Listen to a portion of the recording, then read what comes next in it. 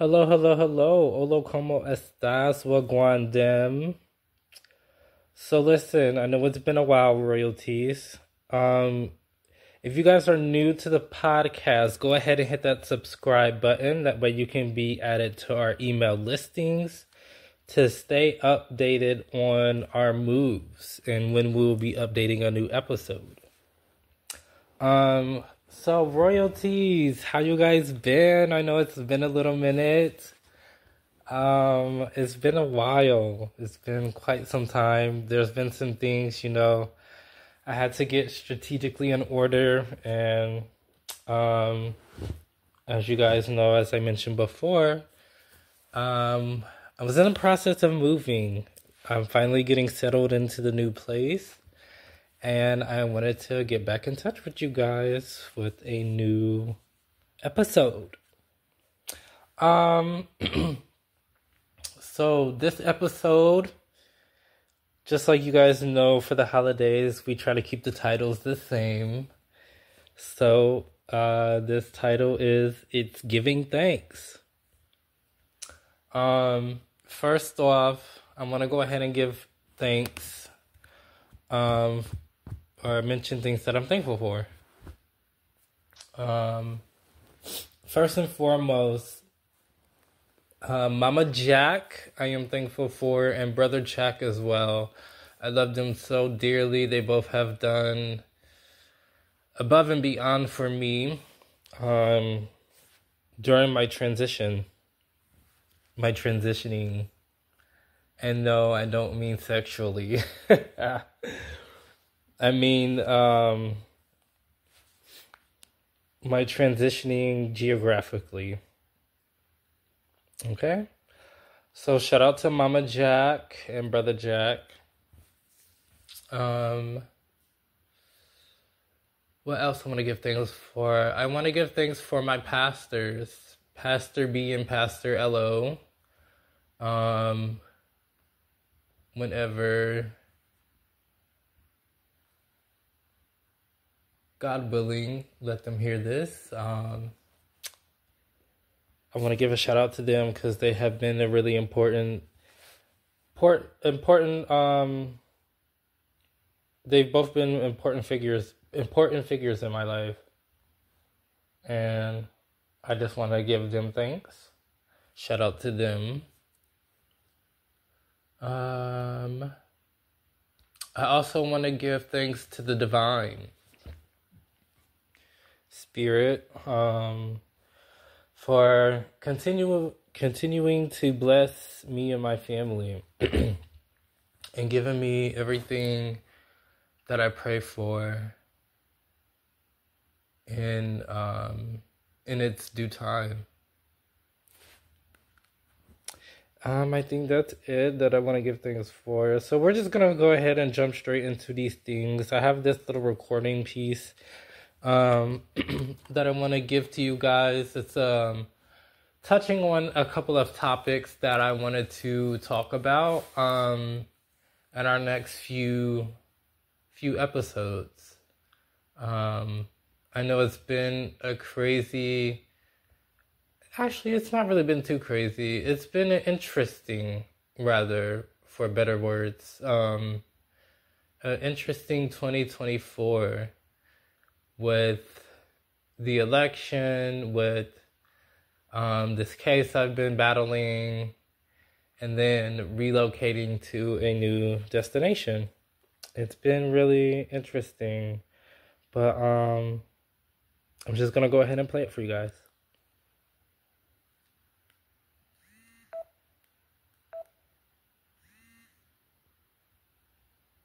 Okay.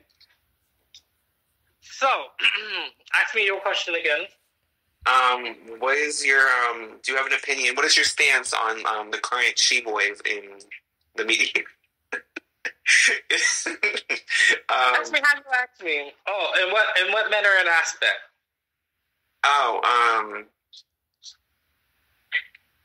And then, essentially,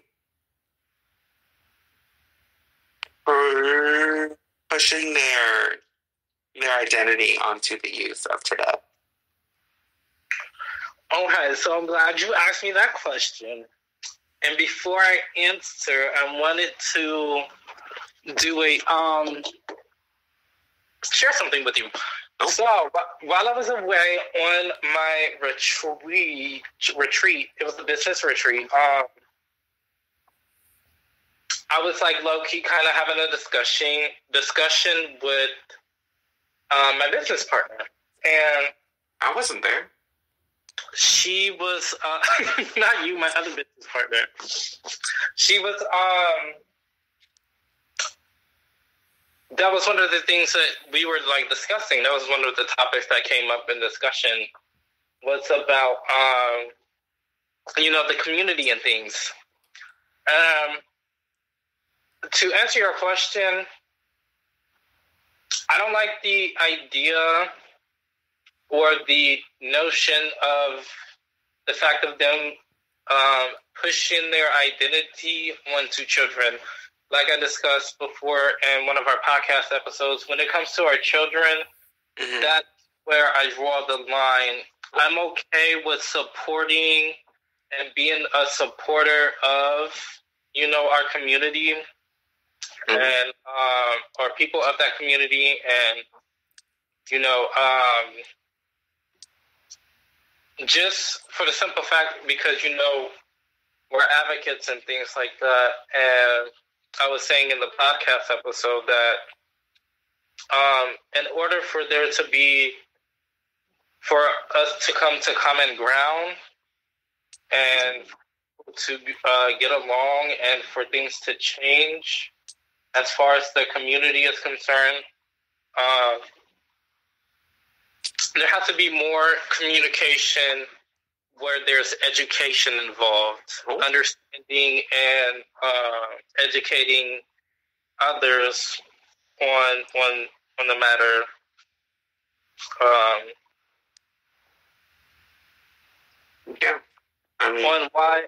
On the community and the different ideas and what it's all about. But as far as it goes with our children, like I said, with them pushing their identity onto children, that's where I draw the line. I have a problem with it. Okay. Very well spoken. Thank you for the insight, Queen. I think I agree with you. Also, the argument for why it shouldn't be. Why it should be taught to children could be, well, what if they're curious? What if they themselves are exploring or having conflict with their own identity, their own gender, their own whatever have you? Wouldn't it be helpful for them to have that information and know that there's people out there like them so they don't feel alone? Yes. Nope. You said them having that information? Yes. Yes, I agree. That's why I said, yes, I totally agree with that statement. And that's why I was saying, there has to be a level of communication where education is involved. Because if you think about it, right, when we were children, or in our adolescence, rather, and we arrived to the 5th grade, right, we all were, I won't say subject. I was about to say subject to, but even with that would be me quoting that wrong and saying that wrong. But we all were had the opportunity to either watch or not watch the health video. Mm-hmm. And I forget what it's called, something of life. But where it basically goes into detail about the male and female, organs and reproductive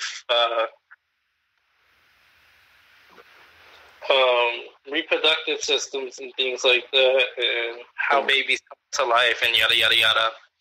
Yeah. And there were certain things that was exposed to us at that age, but like I said, we had the opportunity to either watch it or not watch it, but we all were at the age to where we were coming into the understanding or realizing, or we were experimenting with ourselves or others. Oh. And so it was important for us to learn that because we're going into the next stage of our life. So when it comes to the children, I feel like when it comes to children in the community and learning about identity and whatnot, I feel like for it to be forced and pushed on to other people, I don't agree with that. But I feel that at a certain age, like you were saying, the understanding of there are other people and other sexualities out there for them to have some sort of understanding. So if, however, they feel as though they are a part of that or identify as, something other than heterosexual or whatever the case may be, then they can make that decision for themselves. But I feel like it has to be at a certain age, and I feel like the parents, those parents will have to have that discussion with them. Yeah, I agree. I think I don't know, but I do think that there needs to be more information about how to have, like, not just heterosexual sex, but also homosexual and, like, everything in between.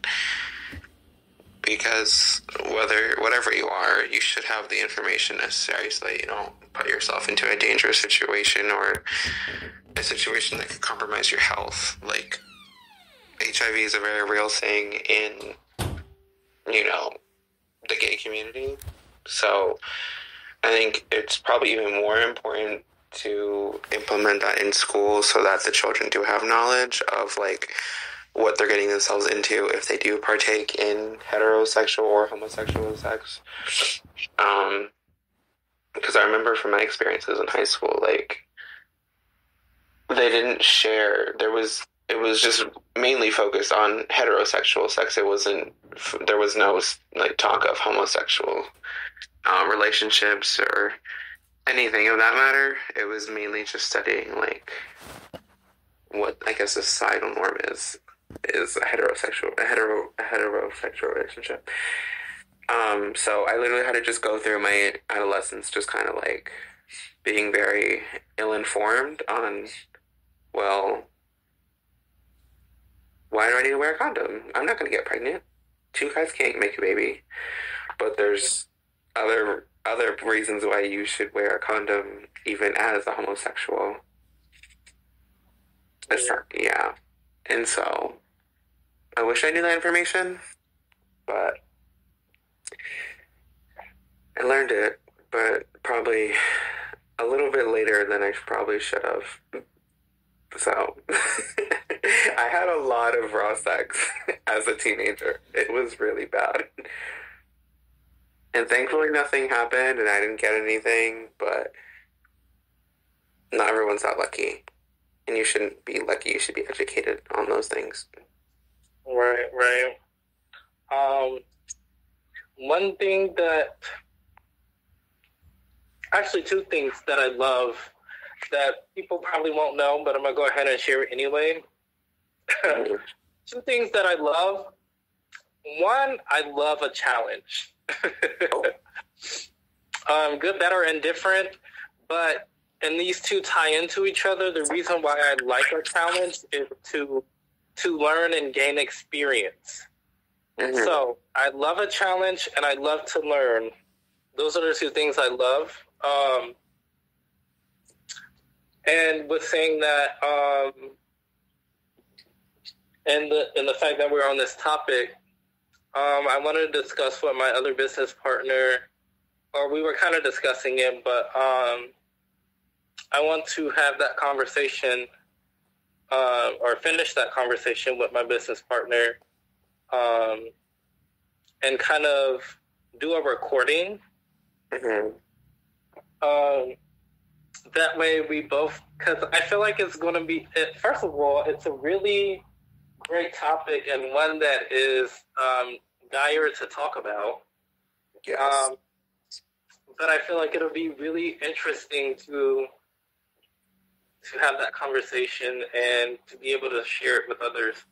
Yeah, I mean, I'm excited too. I really want to bring back these conversations because there's been a lot that's been happening in the media lately,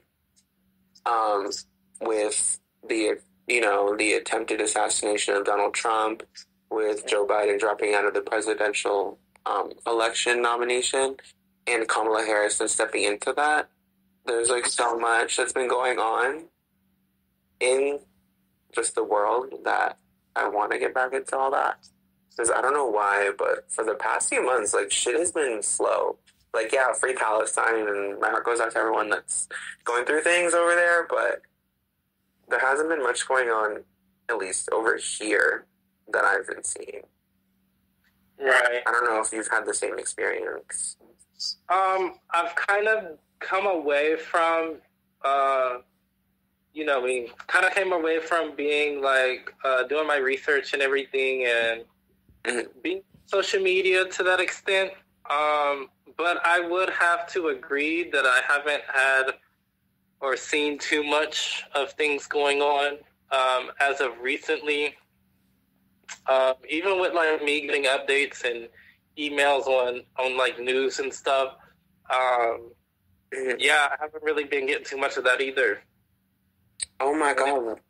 Did you hear about the black woman that was killed by the police recently? No. Her home? Oh, yes, I think I seen something. I don't know if I was on TikTok or on Twitter, but yes, I did see something about that. I didn't read too much into it, but yeah. We'll read up on it because we're going to have a discussion about it. Okay. Yeah. It's very sad. It was really sad.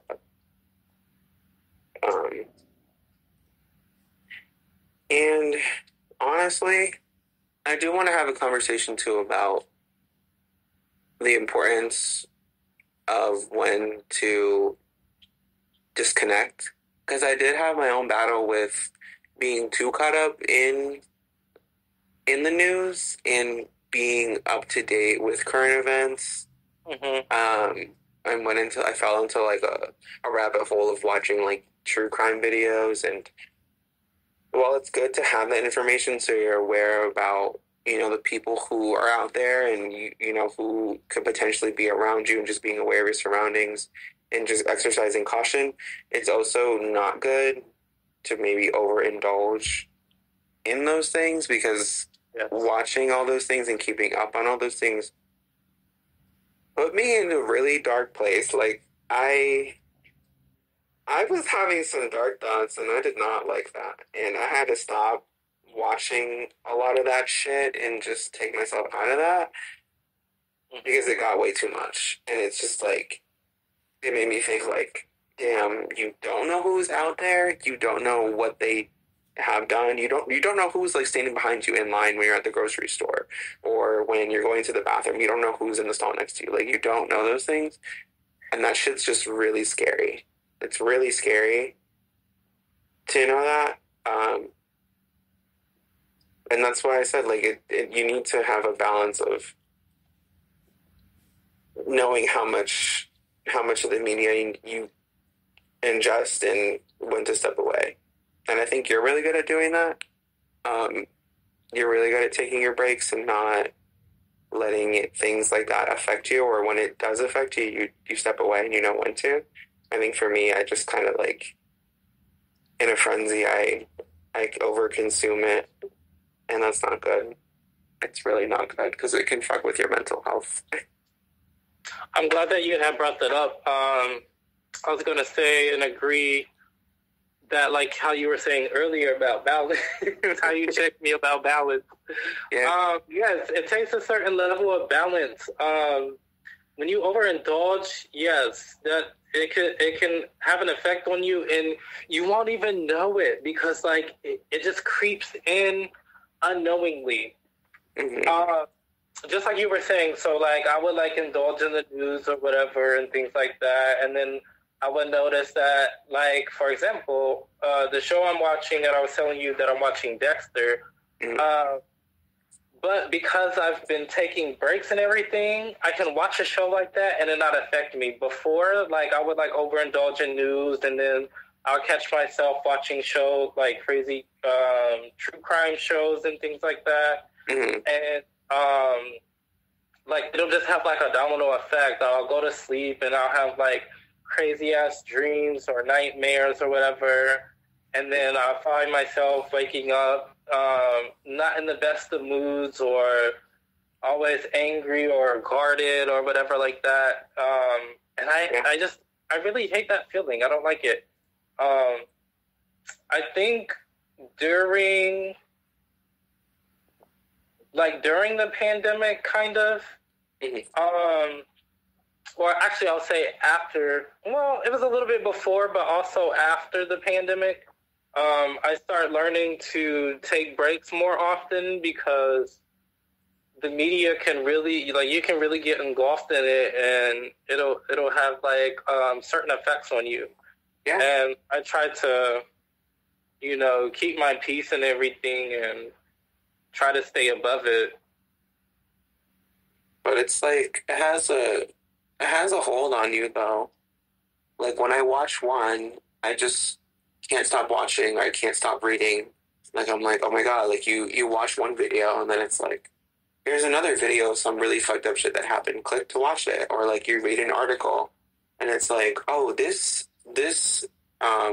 whatever it will be, like a shooting or like homicide or whatever. They're like, it wasn't anything compared to this one, and there's a link to another one, and then it's just, that can spiral really, really quickly. Yeah, you just got to find that balance. It can be difficult a little bit, but yeah. I think really it's just think of it like creating a new habit. Yeah, a lot of people think it's hard or challenging because you'd be so used to so accustomed to a certain lifestyle or way of doing things, but if you really want change or whatever, it start with yourself, and you just have to be dedicated to it. Yeah, you're right. And when I tell you, when I watched all those things, I didn't want to go out. I didn't want to do anything. I wanted to just lock myself up in my place and not ever like go out again. Because it was like a lot of the things I was like watching, it was like they were catching like people who like committed murders, and they committed these murders like 2-3 decades ago, and I'm like, they're just catching them now. And then when I'm watching these things, I'm like, damn, like you never really know who the fuck like you're next to, you're walking by, you're interacting with on the street or at the store. Like you never know, and that's what like really fucked me up. I was like, I don't want to be around people because that's really scary because you don't know these people's pasts, right? And that's why I always, when you're out in the world, you just have to be as kind to people as possible, or just really be hyper aware of your surroundings and who's around you. But then also at the same time, you kind of have to just acknowledge that you're not always in control of every situation. And that, I think, is what I struggle with the most, is being outside and knowing that I'm not in control, and knowing that shit could hit the fan and there's something you can do to like prevent it, right? You're just kind of like, if something happens, it happens. But I guess that's life. That's where I feel like affirmations come in. Yeah. So, for example, I was going to say, like, okay, with being on the media or being on social media, the reason why it has that effect is because it's a force. It's an energy. Energy lives energy is in everything that we see on this planet Earth, whether it's living or non-living things, right?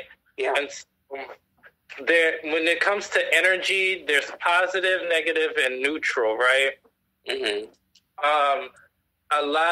There's a lot of negative energy when it comes to like being on social media or whatever, because everybody has different personalities and you're trying to either adjust to them or find your own in that field of like a variety of others, which can be, I think, brings about the difficultiness.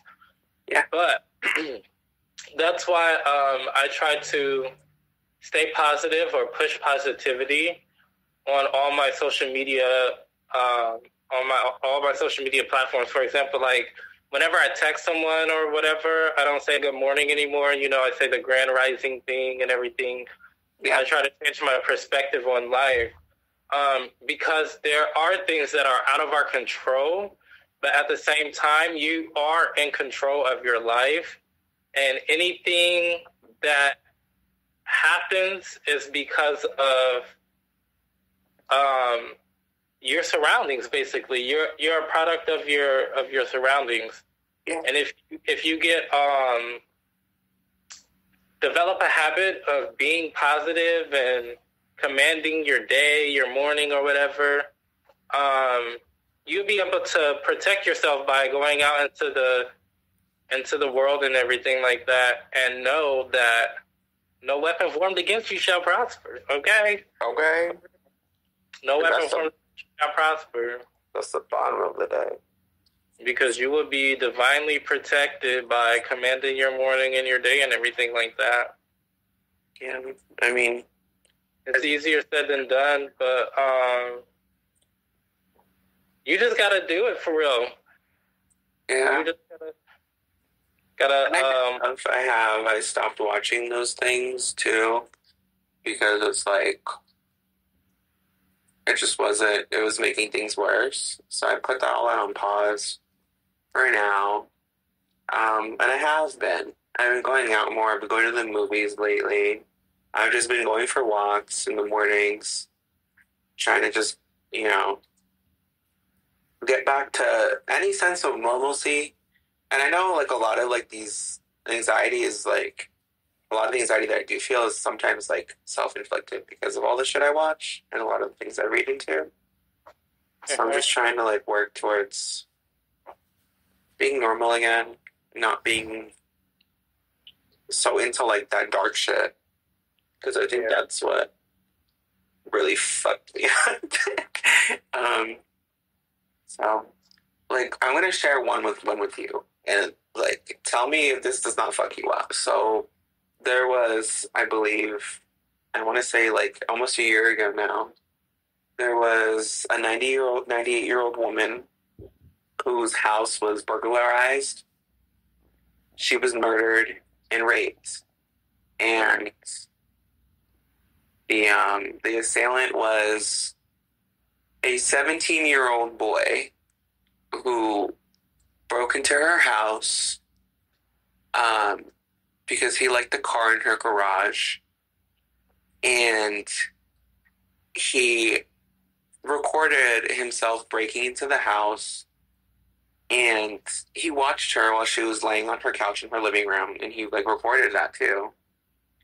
He recorded himself killing her and then raping her.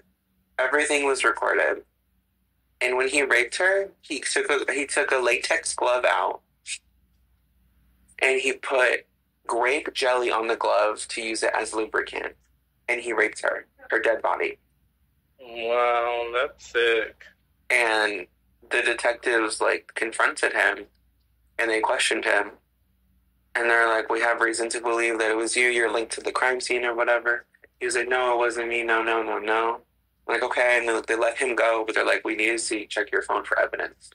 And when they checked his phone, that's where they found all the recordings on his phone. And they brought him back in. And I was like, people are so twisted. Could you imagine living to 98 years old and just being murdered and like having your body like degraded in such a way No, absolutely not. by a child. Absolutely not. Yeah. So that's why I was like, that one really fucked me up because I was like, you don't know, like you really don't know who is around you when you're out in the world. You don't know. Yeah. I want to send you this video after we get done on the call or whatever. But just like the story you're telling me, yeah, I have one that I can send you to watch or whatever. That's like the total opposite. Just to give a quick story or whatever. Basically, the same thing happened. This guy breaks into this older woman's house or whatever. She was living alone. And he thought that, like, you know, he was going to rob and kill her and everything, but he had another thing coming, and she basically, like, whooped his ass. Okay. And I think she was, like, 94. I was like, okay, period. But, like, you can see, like, she'll tell you or whatever, the story or whatever. And, she was pretty, like, muscular. Like, it looked like she may have been, like, in the armed forces in the past or something, or either that or she just, like, worked out and took care of her body. And she was like, I was beating his ass with a table. She said, I picked up the table and I just started beating his ass. I was like, oh, my God. Oh, my God, bro. Yeah, I mean... Yeah, you never know who's out there. And that's what they have in their mind and stuff. Yeah, I mean, that's... I don't know, Queen. I don't know. I don't know. It's just scary. Yeah.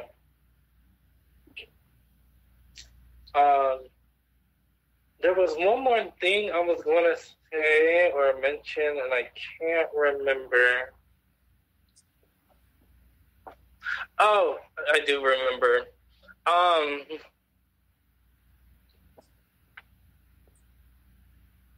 Actually, I didn't want to speak about it while we're recording, but I can end the recording.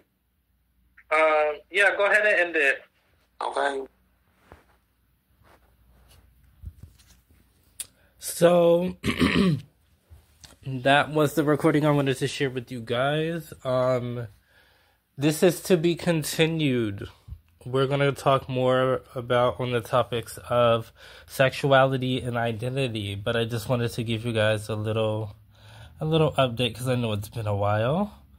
Again, if you're new to the podcast, please go ahead and hit that subscribe button.